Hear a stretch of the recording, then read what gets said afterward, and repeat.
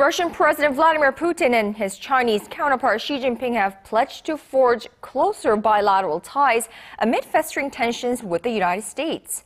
The leaders met in Shanghai Tuesday on the opening day of joint military drills that are likely to draw disapproval from Seoul as they overlap with South Korea's recently expanded air defense ID zone. Shin Se-min reports. Meeting in Shanghai Tuesday, Presidents Xi and Putin agreed to strengthen their economic and military ties. They also held in-depth talk about North Korea's nuclear and missile programs.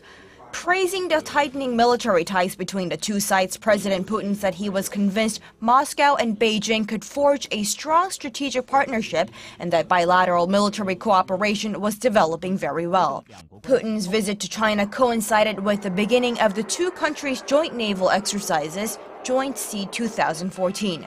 The drills have raised red flags in Seoul as they overlap with South Korea's expanded air defense identification zone. Neither Moscow nor Beijing notified the South Korean government prior to its announcement. It's the first time an international military exercise has taken place within Korean waters since the expansion of the air defense zone last December.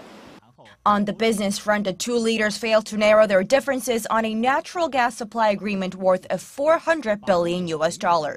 A 30-year contract between the Russian state-controlled fuel supplier and Chinese National Petroleum Corporation was left unsigned as both sides couldn't agree on a price at which Russia would supply gas.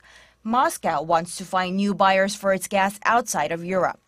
This is because U.S. allies in Europe have imposed sanctions against Moscow for its annexation of Ukraine's Crimean Peninsula.